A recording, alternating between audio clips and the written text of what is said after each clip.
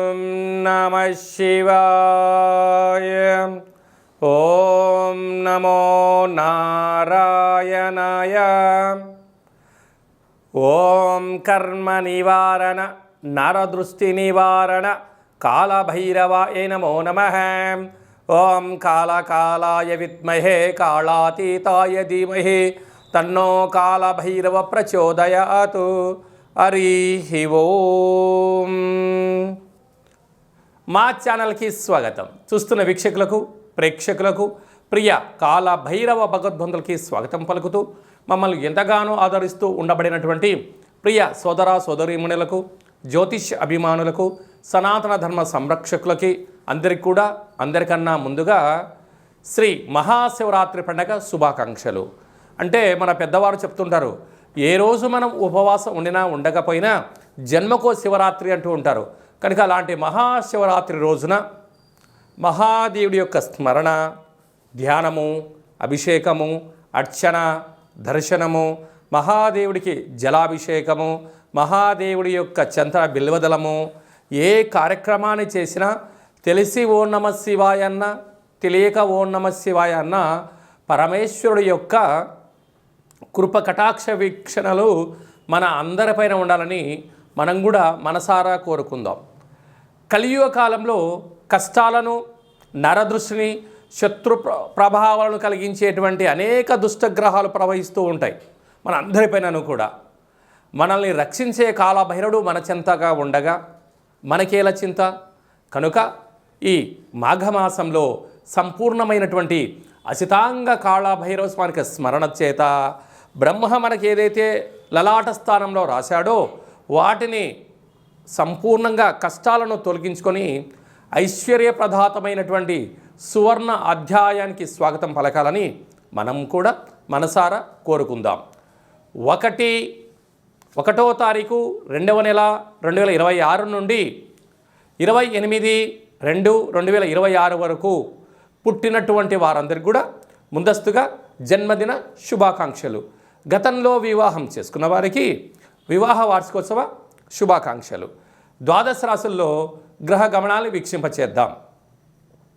మిథున రాశిలో దేవగురు బృహస్పతి సంచార స్థితి, సింహరాశిలో కేతు సంచార స్థితి, విశేషంగా మకర రాశిలో చతుర్గ్రహ సంచార స్థితి. ఎన్నడూ లేని విధంగా కన్నీ విని ఎరుగని రీతిలో మకర రాశిలో చతుర్గ్రహ సంచార స్థితి ఈ మహాశివరాత్రి సందర్భంగా మాస ప్రారంభంలో జరుగుతుందని చెప్పి గమనించాలి. ఆత్మకారకుడు రవి, రుణరోగ శత్రుకారకుడు కుజుడు, బుద్ధికారకుడు బుధుడు, కలత్రతకారకుడు శుక్రుడు మకర రాశిలో సంచార స్థితి. రవి బుధులు కలిసి ఉండడం వలన బుధాదిత్య రాజయోగము అని చెప్పి జ్యోతిష్య శాస్త్రం మనకు బోధిస్తుంది. కుంభరాశిలో రాహు సంచార స్థితి, మీనరాశిలో శని సంచార స్థితితో ద్వాదశ రాశుల్లో గ్రహ గమనాలు ఈ విధంగా ఉన్నాయి. మేషరాశి వారికి మహాశివరాత్రి సందర్భంగా ఒకవైపు ఏలనాటి శని జరుగుతూ ఉండగా వచ్చినటువంటి శివరాత్రి పండుగ సందర్భంగా మహాదేవుడిని యొక్క పూజను ఎలా చేసుకోవాలి, శ్వేతార్క గణపతి భగవంతుడి యొక్క ధూప దీప నైవేద్యాల వలన ఎలాంటి ఐశ్వర్యం కలుగుతుందో, ఈ జాతకంలో ఉండబడినటువంటి దోషం ఎలా తొలగించుకొని ఐశ్వర్యం ఎలా పొందాలో ఈ వీడియోలో సవివరంగా సంపూర్ణంగా తెలుసుకుందాం. మేషరాశిలో ఏ నక్షత్రాలు వస్తాయనగా అశ్విని నక్షత్రంలోని 4 పాదాలు, భరణి నక్షత్రంలోని 4 పాదాలు, కృతికా నక్షత్రంలోని 1 పాదం కలిపితే మేషరాశి. రాశాధిపతి కుజభగవానుడు. వీరికి తృతీయంలో గురు సంచార స్థితి, పంచమంలో కేతు సంచార స్థితి. ఎన్నడూ లేని విధంగా దశమంలో అంటే రాజ్య, వృత్తి, ఉద్యోగ, వ్యాపార, రాజకీయ, సేవారంగ కార్యక్రమాలలో విశేషంగా 4 గ్రహాలను చతుర్గ్రహ కూటమి అంటారు. అలాగ చతుర్గ్రహ కూటమి సంచార స్థితిలో ఉండగా వచ్చినటువంటి మనకు ఈ మాఘమాసంలో కనుక వీలైనంత వరకు ఉద్యోగంలో, ఎందుకనక రవికి శని భగవాను యొక్క స్వక్షేత్ర గృహంలో రవి భగవానుడు సంచారం చేయడం వల్ల శత్రుస్థానము, రవితో కలిసినటువంటి బుధుడు, రవి బుధులు కలిపితే బుధాదిత్య రాజయోగము అంటారు. కనుక దయచేసి మేషరాశి జాతకులు ప్రభుత్వపు ఉద్యోగస్తులతో చాలా జాగ్రత్తగా ఉండాలా అని చెప్పి జ్యోతిర్విజ్ఞానం తెలియజేస్తుంది. పోలీస్ శాఖ, రక్షణ శాఖ, న్యాయశాఖలతో దయచేసి గొడవ పడొద్దు. ప్రభుత్వ ఉద్యోగంలో ఉండబడిన వారు మౌనమే శరణ్యము. అలాగనే ప్రైవేట్ రంగాలుగా ఉండబడిన వారు వీలైతే సెలవు తీసుకొని ఒక 2 రోజులు ఇంట్లో ఉండినంత మాత్రాన ఏమీ మునిగదు. లేకపోతే ఆవేశానికి వెళ్ళినా అనర్థానికి దారితీయడం, ఉద్యోగం పోగొట్టుకోవడం, మానసిక అశాంతి, ట్రాన్స్ఫర్స్ అవ్వడం, అనేక రకాలుగా ఇబ్బందికి గురయ్యే పరిస్థితి ఉంటుంది. అక్కడే కుజ భగవానుడు, శుక్ర భగవానుడు ఉండడం వలన ధనపరమైనటువంటి బ్యాంకు లావాదేవీలు, ఓటీపీలలో కూడా డబ్బుల్ని, బంగారాభరణాలను తస్కరించబడేటువంటి, దొంగలించబడే పరిస్థితి అధికంగా కనపడుతుంది. తస్మాత్ జాగ్రత్త. కనుక ఇలాంటి కాల సమయంలో మహాదేవుడికి విశేషంగా ఎర్రటి కుంకుమ కలిగినటువంటి నీటితో అభిషేకము, అలాగనే మనకు మాఘ పూర్ణిమ సందర్భంగా తెల్ల జిల్లెడు వృక్షం దగ్గర ఎరుపు ఒత్తులతో దీపాన్ని పెట్టడము, శక్తి కలిగితే కందిపప్పులను లేకుండా నవధాన్యములతో కూడుకున్న దీపాన్ని ఏర్పాటు చేసి కాలభైరవ స్వామి వారి యొక్క అష్టకాన్ని చదవడము, తదనంతరం ఈ నవధాన్యాలను తీసుకుని వెళ్ళి గోమాతకు సమర్పించడం వలన ఒకవైపు ఉండబడిన ఏలనాటి శని, రాజ్యస్థానంలో చతుర్గ్రహ దోషము, అనేక దోషాలు తొలగిపోతాయి. అలాగనే మహాశివరాత్రి సందర్భంగా మహాదేవుడికి ఒక 5 రకములు కలిగినటువంటి పాలు, పెరుగు, తేనె, నెయ్యి, చక్కెరతో కూడుకున్నటువంటి కొబ్బరి నీటితో కలిగినటువంటి అభిషేకం చేయడం వలన పంచభూతాత్మక శక్తి కలిగి దేహంలో ఉండబడినటువంటి మహాదేవుడి యొక్క ఆశీర్వాదం కలిగి అనుకున్నటువంటి అన్నీ కలుగుతాయని చెప్పి గమనించగలగాలి. ఈ ఫిబ్రవరి మాసంలో మరియు మాఘమాసంలో ముఖ్యమైనటువంటి పండుగల గురించి క్లుప్తంగా, సవివరంగా, సంపూర్ణంగా మనం తెలుసుకుందాం. మనకు 1వ తారీఖు ఫిబ్రవరి నెల 2026వ సంవత్సరము ఆదివారం, మాఘ పూర్ణిమ, అందులో పుష్యమీ నక్షత్రం. ఎంత విశేషమంటే ఆదివారం పుష్యమీ నక్షత్రం వస్తే రవి పుష్యార్క యోగము, గురువారం రోజు పుష్యమీ నక్షత్రం వస్తే గురు పుష్యార్క యోగము అంటారు. కనుక ఆదివారం రోజు పుష్యమీ నక్షత్రం రావడం వలన మాఘస్నానము అంటే సముద్ర స్నానము, శ్రీ రమా సహిత సత్యనారాయణ స్వామి వ్రతము, గృహంలో ఆధ్యాత్మికమైన కార్యక్రమాలు చేసుకోవడం, శక్తి కలిగితే అభిషేకం చేసుకోవడం యోగదాయకం. ఆదివారం రోజు పూర్ణిమతో కూడుకున్న పుష్యమీ నక్షత్రం అవ్వడం వలన పుష్యమీ నక్షత్రాధిపతి శని భగవానుడు కర్కాటక రాశిలో ఉంటుంది. ఆదివారం రోజు రావడం వల్ల అర్కము అనగా తెల్ల జిల్లేడు వృక్షము, అనగా భూమిలో నుంచి ఆ యొక్క తెల్ల జిల్లెడి యొక్క వేరును పెకిలిస్తే బయటికి వచ్చేటువంటి భగవంతుడు స్వరూపమే శ్వేతార్క గణపతి అంటారు. అంటే శ్వేతార్కము తెల్ల జిల్లెడు యొక్క వృక్షంలో సహజ సిద్ధంగా ఏర్పడేటువంటి వినాయకుడి స్వరూపము. కాజీపేట క్షేత్రంలో సాక్షాత్తుగా స్వామివారి యొక్క కొలువై ఉండబడిన క్షేత్రంగా మనం గమనించాలి. స్వామివారిని స్మరించిన, ధ్యానించిన ఆ శ్వేతార్క గణపతిని తీసుకొని వచ్చి శుభ్రంగా కడిగి, అంటే మట్టిలో భూమిలో ఉంటుంది కనుక సింధూరం పూసి ఒక లక్ష్మీ గణపతి హోమం చేసుకొని గృహంలో పూజా మందిరంలో ఉంచుకున్నట్లయితే మనకు రాబోయే 7 తరాల వారికి విద్య, ఉద్యోగ, రాజకీయ క్షేత్రాల యందు తిరుగు ఉండదు అని చెప్పి గమనించాలి.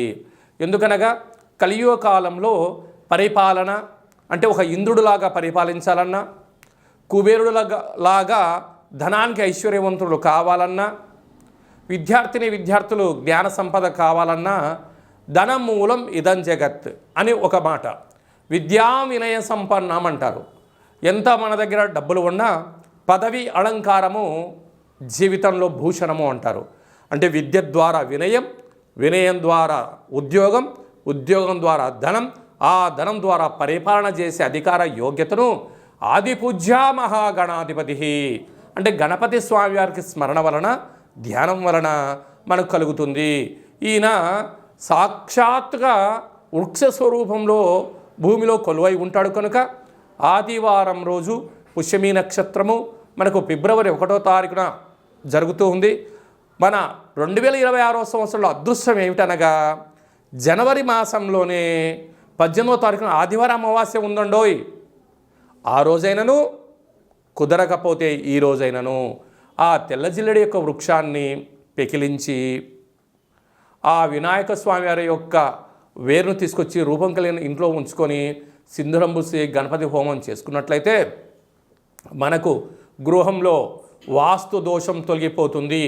వృత్తి, ఉద్యోగ, వ్యాపార కార్యక్రమాల్లో నరదృష్టి తొలగిపోతుంది. రాజకీయ క్షేత్రంలో ఏకచక్రే మహాభోగి అనేటువంటి రాజ్యాధికారం కలుగుతుంది. మనకు రాబోయే 7 తరాల వరకు ఐశ్వర్యం కలుగుతుందని చెప్పి గమనించాలి. కలియుగ కాలంలో కలియుగ శమంతకమని అని చెప్పి మనం చెప్తూ ఉంటారు పెద్దవారందరూ. అంటే ఆయన ఎక్కడ ఉంటే అక్కడ ఐశ్వర్యమట. అష్ట కష్టాలు పటాపంచలైపోయి అష్ట ఐశ్వర్యాలు మన గృహానికి ఎత్తుకులాడుకుంటూ వస్తాయంట. కనుక మనం అందరము కూడా శ్వేతార్క గణపతి మూల మహాగణపతి స్వామివారిని తెచ్చుకుందాం, గృహంలో ఉంచుకుందాం, ఐశ్వర్యాన్ని పొందుదాం. కనుక ఇలా చాలామందికి అవకాశం లేనటువంటి వారు ఈ కింది నెంబర్ సంప్రదించినట్లయితే, మీ గోత్రనామములు పంపించినట్లయితే మనము గణపతి స్వామివారిని తీయించి పూజ చేయించి మీకు ప్రసాదంగా స్వామివారి యొక్క శ్వేతార్క గణపతి స్వరూపాన్ని ఏర్పాటు చేయడం జరుగుతుందని చెప్పి గమనించాలి. అలాగనే మహాశివరాత్రి సందర్భంగా మనము 1,00,000 రుద్రాక్ష మహాదేవుడి యొక్క భగవంతుడిని ఏర్పాటు చేస్తూ ఉన్నాం. కనుక మీ గోత్రనామాలు పంపించినట్లయితే భగవంతుడి దగ్గర అర్చన, మహాన్యాసపూర్వక శతరుద్రాభిషేకము, శత అంటే 100, ఒక్కొక్క సంవత్సరానికి ఒక్క రుద్రుడులాగా శతరుద్రాభిషేకం చేయించి ఆ రుద్రాక్షను మీకు ప్రసాదంగా పంపించడం జరుగుతుంది. మనకు మాఘమాసంలో అసితాంగ కాలభైరవ స్వామి వారు ఉంటారు. ఈయనను మెడలో ధరించడం వలన నరదృష్టి, శత్రు ప్రభావాలు తొలగి, అనారోగ్యం తొలగి, జాతకంలో కుజదోషం, సర్పదోషం లాంటివి తొలగి, జాతకంలో ఏళ్ళనాటి శని, అష్టమస్థాన శని, అర్ధాష్టమ శని దోషాలు తొలగి, బృహస్పతి యొక్క కృప కటాక్ష వీక్షణ వలన సంపూర్ణ ఆయురారోగ్యాలు కలుగుతాయని చెప్పి గమనించాలి. కనుక మహాశివరాత్రి సందర్భంగా ఇలాంటి మహోన్నతమైన కార్యక్రమాలు ఏర్పాటు చేయడం జరిగింది.